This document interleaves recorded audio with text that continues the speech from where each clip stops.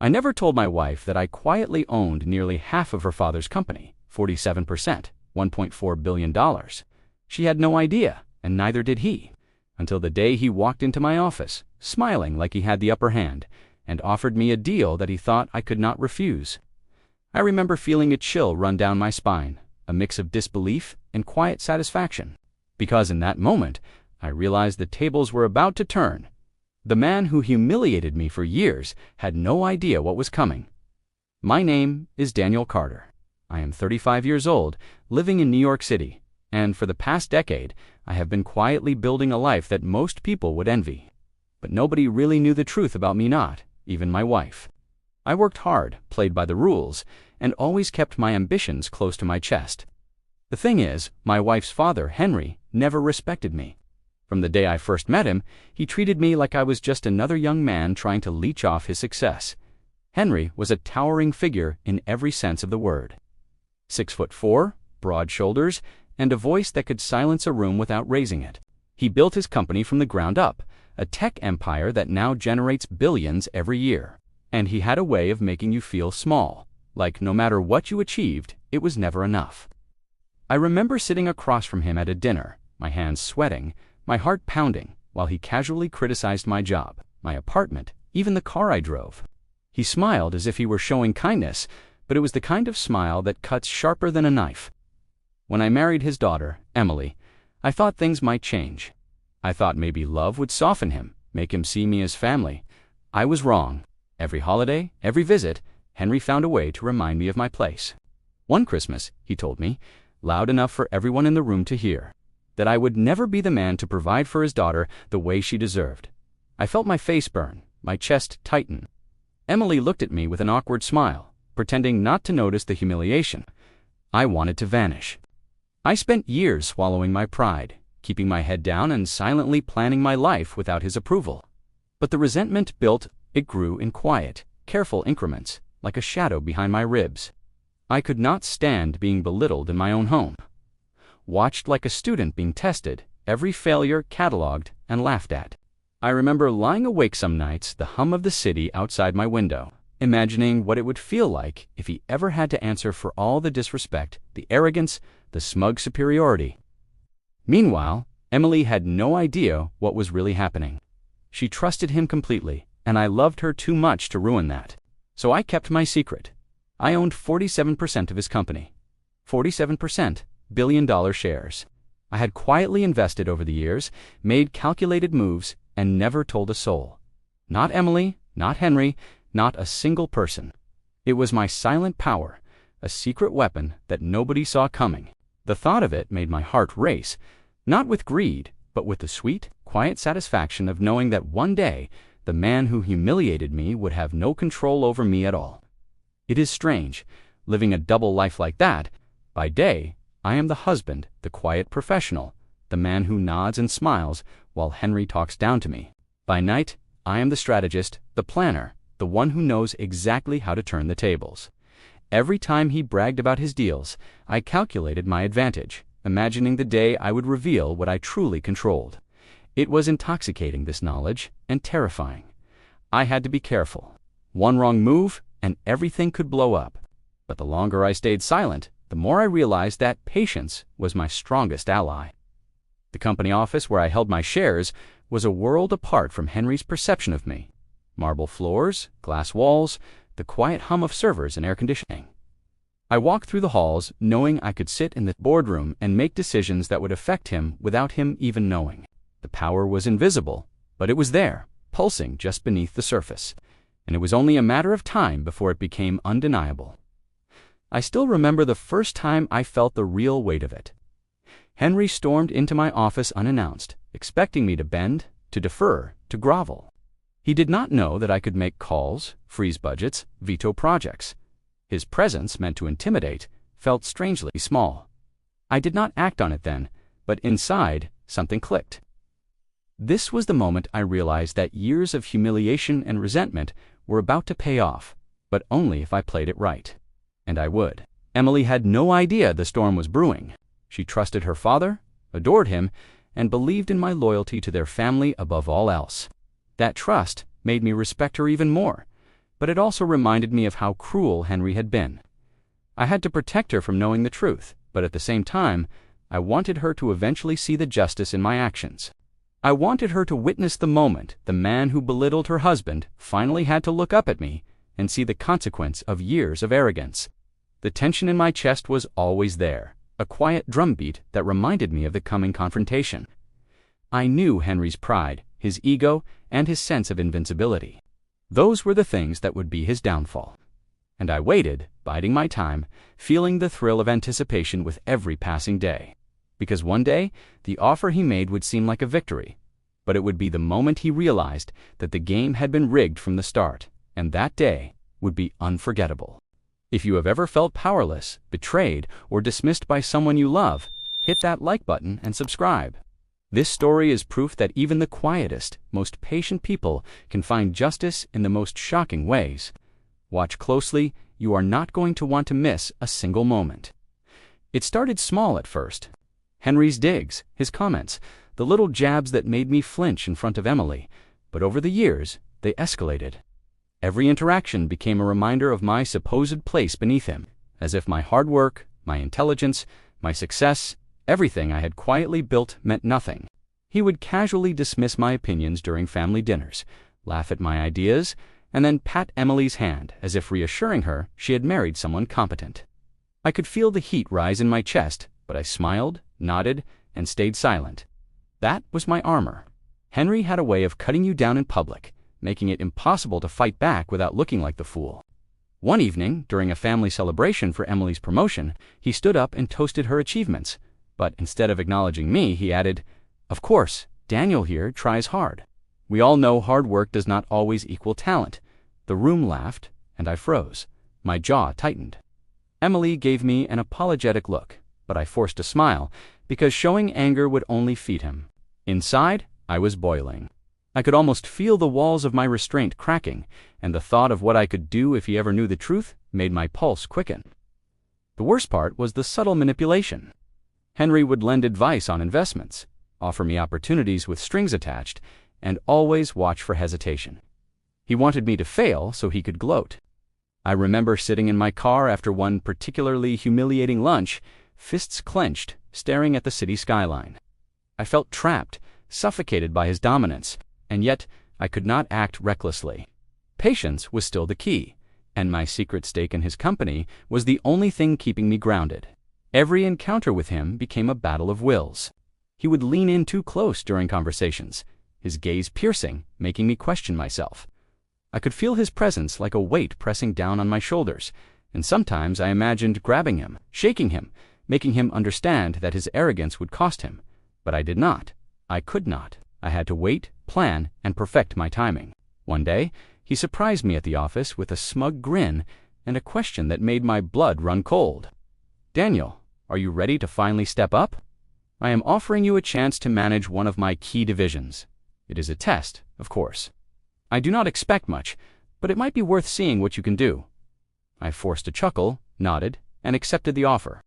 Inside, a storm was building. He thought he was testing me, but in reality, he had walked straight into my strategy. Every word, every move he made from that point forward was being catalogued. Every slight, every arrogant remark, stored in my mind for later use. Emily noticed the tension between us, the subtle coldness that lingered in the room when Henry was present. She asked me once why I seemed distant during dinners, and I smiled, telling her work had been stressful. I could see the confusion in her eyes, the worry that something was wrong. I loved her too much to tell her the truth, and I could not let her know how much power I truly held. That secret was mine, and it was the key to changing everything. Henry's behavior began escalating even further. He started inviting me to business lunches with investors, always setting me up for embarrassment. He would ask me complicated questions he knew I had prepared for, then interrupt my answers with anecdotes of his own brilliance. The humiliation was constant. He enjoyed it, and I let him, knowing every calculated insult only fueled the eventual reveal.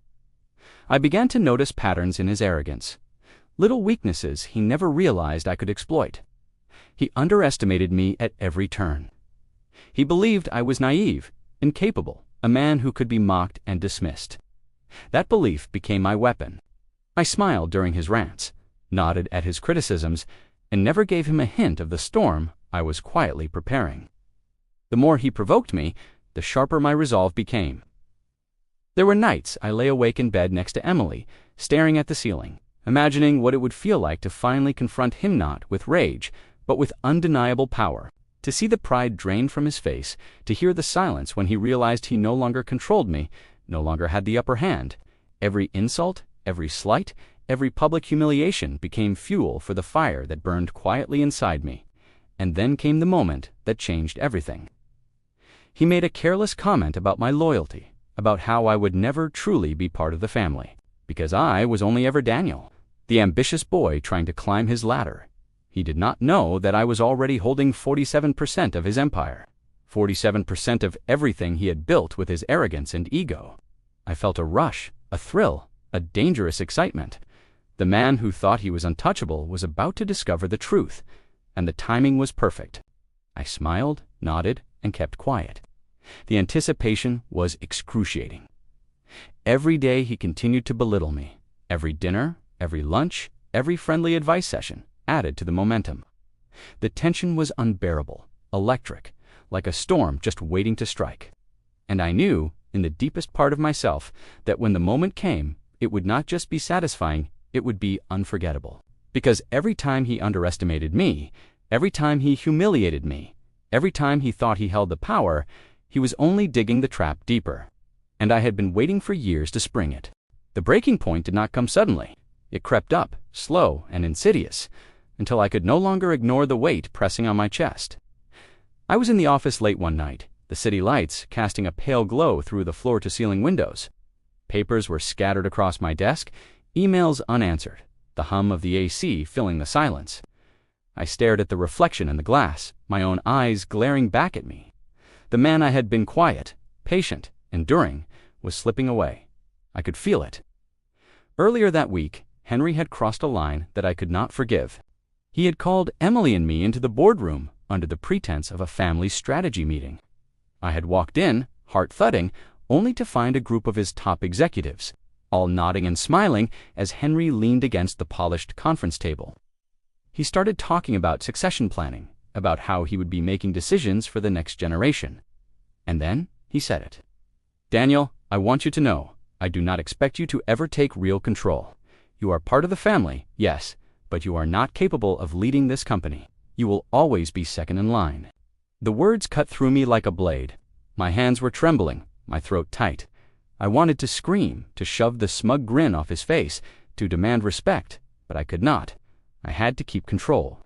Every instinct in me screamed for immediate confrontation, but I had learned that patience and precision would be far more devastating. I left the room without saying a word, my mind racing. The betrayal was absolute. All those years of smiling, of pretending, of swallowing humiliation had built to this moment. I realized then that enduring was no longer enough. Waiting had served its purpose, and now it was time to act. I went home that night, Emily asleep beside me, and stared at the ceiling. I felt a storm raging inside, a hurricane of anger, resentment, and exhilaration. For the first time, I allowed myself to fully acknowledge the depth of my desire for justice. It was not cruelty that motivated MIT, was balance, retribution for years of belittlement, for every insult, for every attempt to diminish me in front of the people I loved. I thought back to all the times Henry had gloated over my supposed inadequacies. Every dinner, every holiday, every business interaction was now ammunition. Every slight, every careless remark, every underestimated move he made became a piece of the puzzle I was constructing in my mind. I began to see the path clearly, a series of deliberate actions that would shift power from him to me with precision. The realization hit me like a thunderclap. I did not need to beg for respect, argue, or fight him on his terms. I already held the leverage. 47% of his company was mine. His arrogance had blinded him to the very possibility that I could wield it. And now, with resolve, I decided that I would do so. Slowly, methodically, without hesitation, that night I began making lists. I listed every person who could help, every weakness in the corporate structure, every legal loophole, every financial detail I had learned through years of observation. I reviewed the board meetings, the company reports, and Henry's public statements. Every time I found a small inconsistency or oversight, my pulse quickened. Each discovery was another thread I could pull, another domino I could tip over. I felt the exhilaration of strategy taking shape. The plan was not simple, and it would require patience, secrecy, and precision. But the stakes were too high to act recklessly. I wanted the payoff to be perfect, undeniable, humiliating, and yet completely justified. The thought of Henry realizing too late that he had underestimated me for decades sent a shiver down my spine. By the end of the night, I knew I could not remain passive any longer. Waiting had honed my skills, my patience, my understanding of his weaknesses. I had turned every insult into insight, every public slight into motivation. And now, the storm I had restrained for so long was ready to be unleashed. I began envisioning the moment I would confront him not with anger, but with the undeniable weight of control. I would not shout or argue. I would reveal the truth, and in that revelation, his ego, his power, his sense of invincibility would crumble. I imagined the look in his eyes, the shock, the disbelief, the dawning realization that the man he had mocked for years was now the one holding the upper hand. And I knew, as I lay awake, staring at the ceiling, that I would savor every second of it. The humiliation, the revelation, the justice it would all be mine. Not out of malice, but because it had been earned painstakingly over years of patience and endurance. From that night onward, everything changed. Every decision, every interaction, every casual remark became a move on the chessboard. I began setting things in motion, carefully, quietly, ensuring that when the time came, the consequences would be absolute. Henry had built an empire, but his arrogance had created cracks in its foundation. I was going to expose them. I made a vow to myself that night. No hesitation, no mercy, no mistakes. The man who had underestimated me for years would finally learn what it meant to be truly powerless. The time for patience was over. The time for action was at hand. And deep inside, I felt a thrill, a certainty that the story was about to reach a turning point Henry would never forget. I began my plan with meticulous precision. Every move had to be calculated, every action intentional. Henry had built his empire on arrogance, on believing that he was untouchable, that arrogance was my weapon. I started by reviewing the company's financials in detail, not for profit or gain, but to understand every weak point, every decision he had made that left him vulnerable. Every oversight, every inflated claim, every mismanaged account became a lever I could pull. I spent days mapping the boardroom, who was loyal to him, who could be persuaded, who would hesitate under pressure, allies and pawns. I contacted a few key executives under the guise of routine check-ins, casual questions about projects, nothing revealing. But each conversation planted seeds of doubt about Henry's competence. His employees had grown comfortable under his leadership, but their trust was fragile. I would show them that power had shifted, and they would fall in line before he even realized it. Meanwhile, I crafted my narrative for Emily. She would not be involved directly, but her perception mattered. I needed her to see that this was not revenge born of malice, but justice earned. I rehearsed how I would present the information, how the truth of my ownership and influence would be revealed in the most undeniable, dramatic way. Every word had to hit with precision. The next step was subtle manipulation. Henry was predictable, and predictability was dangerous for him. I planted documents, highlighted errors and proposals he thought were perfect, and suggested minor improvements that made him appear increasingly incompetent to the board. It was slow, invisible sabotage, a series of nudges that would accumulate into undeniable failure. Every mistake he made would seem natural, his own arrogance punishing him. I also strengthened my legal position. I reviewed shareholder agreements, consulted quietly with attorneys who would never suspect my intentions. Everything I did was within the law, yet entirely against him. By the time the confrontation came, there would be no room for argument, no escape from the consequences of his misjudgments. The thrill of the plan coursing through me was intoxicating. I could feel my pulse quicken every time I imagined the look on his face, the moment realization would dawn. I walked the office halls differently now. I no longer felt small in his presence. I smiled politely, answered his calls with measured tones, never betraying a hint of the storm I'd orchestrated behind the scenes. I began to time everything carefully. Henry had his routine, predictable and arrogant. Lunches with board members, casual comments at family gatherings, speeches to investors. Each event became an opportunity. I made subtle changes, emails sent slightly earlier or later, proposals formatted to highlight his missteps, innocuous suggestions to the board that cast doubt on his decisions. Slowly, imperceptibly, the narrative shifted. The seeds of humiliation were being sown, and I watched them grow, unseen, untouchable. There was one night that stands out vividly. I was in my apartment, reviewing a presentation Henry was scheduled to give to investors the next morning. I noticed a small flaw in his data projections, something he had overlooked because he assumed no one would notice. I contacted a few board members under the guise of a casual question, letting them see the flaw before Henry even presented. By the next morning, whispers had already started. Small doubts, nothing overt, but enough to make the room notice his confidence waver. I could feel the tension building, a quiet, electric hum in the office. Henry was unaware that the very foundation he relied on was quietly shifting. He was still operating with the same arrogance, the same overconfidence, the same oblivious certainty that he controlled everything. And that certainty was about to be shattered. The final phase involved Emily, subtly. I ensured she was not directly involved in the confrontation, but that she would witness the outcome. I wanted her to see that the man who had belittled her husband, dismissed his opinions, and underestimated him for years was about to face undeniable truth. It would be a moment of revelation, not just for Henry, but for everyone watching, a lesson in patience, strategy, and the cost of arrogance. Each day, I moved pieces quietly, silently, like a general positioning troops before the decisive battle. Henry continued with his routines, unaware of the storm gathering beneath him. I walked past him in the halls, smiling politely, feeling a thrill I had never known.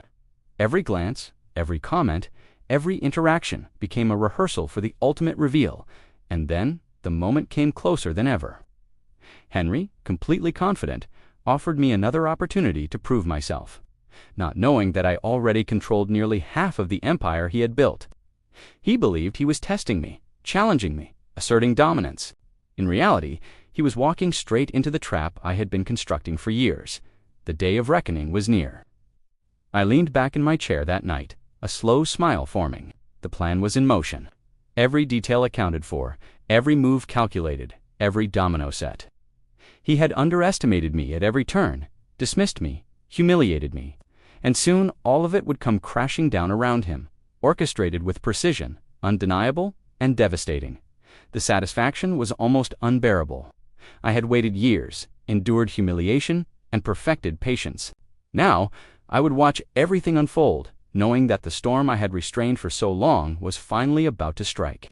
And when it did, there would be no escaping it.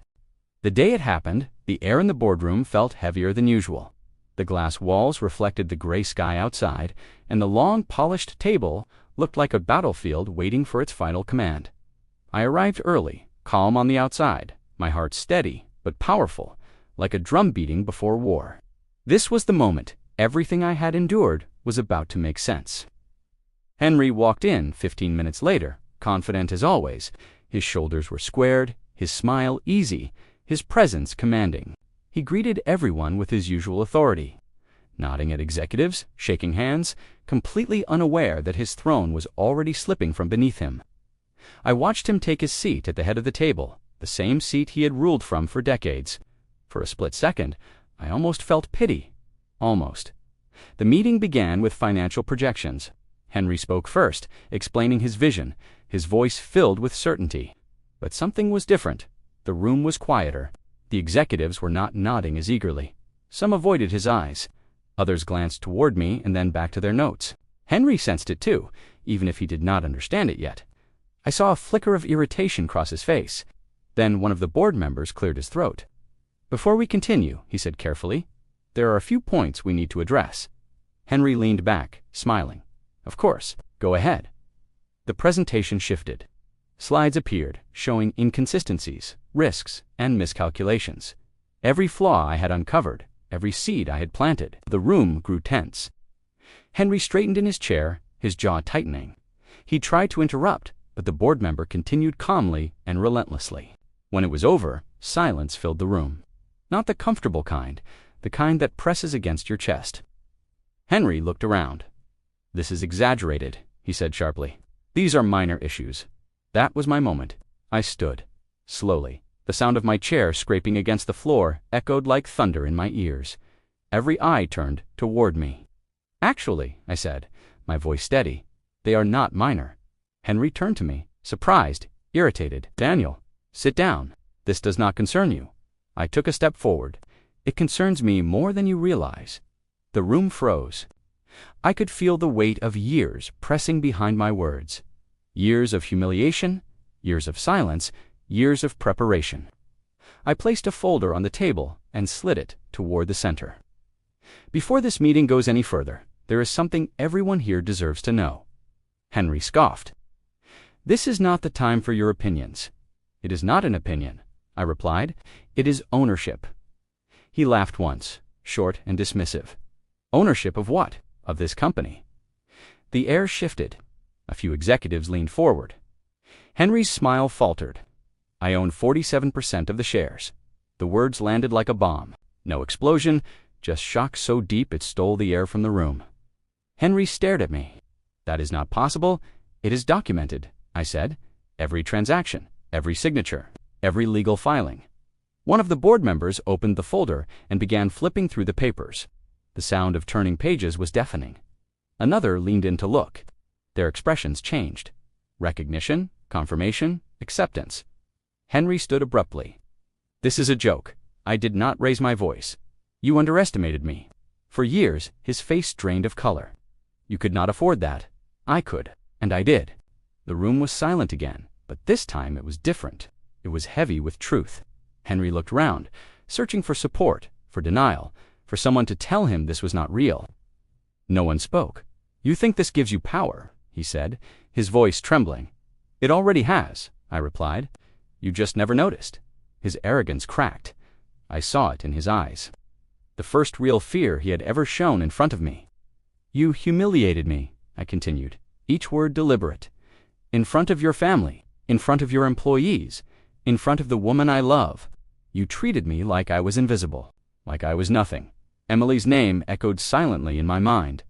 I was not doing this for cruelty. I was doing it for truth. "You taught me patience," I said. "You taught me strategy. You taught me how power really works."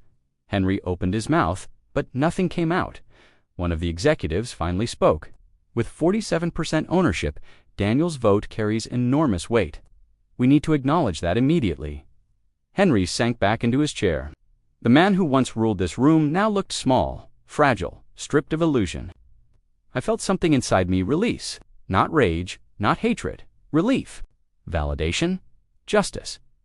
"For years," I said, "you believed control came from intimidation. It does not. It comes from respect, and respect is earned." The board voted, decisions shifted, authority moved. It was quiet, procedural, devastating. Henry did not speak again. As the meeting ended, people stood slowly, unsure how to process what they had witnessed. Power had changed hands without shouting, without violence, without chaos, just truth. I looked at Henry one last time. "You offered me a chance once," I said. "You said you would test me. This was the result." He could not meet my eyes. I walked out of the boardroom with my shoulders lighter than they had felt in years. The hallway seemed brighter. The world felt different. Not because I had won, but because I had finally been seen. Justice had not been loud. It had been precise, and it had been perfect. I never expected it to feel like this afterward. Standing in the empty hallway outside the boardroom, I could finally breathe. Years of tension, humiliation, and careful planning had culminated in one perfect moment. And yet, the satisfaction was quieter than I imagined. Not explosive, not chaotic, just complete. The universe had a way of balancing itself, and this was my proof. Karma was not loud. It was deliberate, patient, and precise. Watching Henry shrink in that room, stripped of the arrogance he had used to dominate everyone around him, I realized that revenge is not about hatred. It is about justice. It is about correcting the imbalance, reclaiming what was always yours, and asserting boundaries that were never respected. For years, I had been patient because I had to be. Every insult, every belittlement, every condescending remark had been fuel. And when the right moment came, the outcome was inevitable. The lesson I learned is that power is not always about force or intimidation. It is about strategy, patience, and clarity of purpose. I had learned to wait, to observe, to plan, and to strike at exactly the right time. Those skills were forged in silence, built on years of endurance, and honed through countless moments where it would have been easier to act impulsively. Restraint had been my weapon, and timing had been my ally. I also learned that people often underestimate others. Henry thought he knew me. He believed that his authority and ego could crush anyone in his orbit. But arrogance blinds confidence. Without humility becomes a weakness. He had treated me as invisible for decades, never imagining that I could hold 47% of the empire he had built with his own hands. He had assumed my silence was weakness. In reality, it was preparation. And Emily, I had protected her from this storm, and that mattered to me. She deserved to see truth without the collateral damage of malice. I realized that justice does not have to destroy the ones you love, can clear the path for new beginnings, for clarity and for respect to take root where arrogance once thrived. She watched, and I hope she understood that this was not vengeance for its own sake, but reclamation of dignity that had been stolen from both of us. Life after that day has been different, quieter in some ways, sharper in others. I am no longer the man who bends under authority or allows arrogance to dictate my worth. I am seen fully and undeniably. The world feels clearer, the air feels lighter. And every time I walk past Henry in the office, I see a man who finally understands the cost of underestimating others. Not just me, but anyone who allowed themselves to be dismissed. I often reflect on what this entire experience taught me about human nature. Pride can be a fragile thing. Arrogance, unchecked, always carries its own downfall. People who believe they are untouchable often do not notice the quiet accumulation of knowledge, power, or influence in those they dismiss. Respect is earned, not demanded, and when it is withheld from the wrong people, it can awaken a force they never anticipated. I do not forgive Henry. I do not need to. Forgiveness would be for him, and he does not deserve that. He must live with the consequences of his actions, with the knowledge that his arrogance blinded him to reality. He has learned, painfully, that control is never absolute, and that those who appear quiet, compliant, or weak may simply be waiting for the right moment to rise. The experience also taught me the value of patience, of observing quietly while preparing for the right moment. Impulsive action may feel satisfying in the short term, but real transformation, real justice, requires thought, precision, and timing. I had cultivated that skill over years of restraint, and the payoff was not only satisfying, it was enduring. And now, as I move forward, I carry a clarity that I never had before. I know my worth. I know what it means to protect what is mine, and to assert myself in ways that are both deliberate and undeniable. I know that karma, patience, and strategy often achieve what anger and immediate action cannot. And I know that silence, when wielded wisely, can become a weapon more powerful than confrontation. For anyone listening to this story, I hope it serves as a reminder. Do not underestimate the quiet ones. Do not mistake patience for weakness. And above all, remember that true justice does not have to be lauded, only has to be inevitable. If this story gave you chills, hit that like button and share your thoughts in the comments. Tell us about the time patience, strategy, or justice changed everything in your life. And make sure to subscribe for more gripping tales where the quiet ones rise and justice finds its way.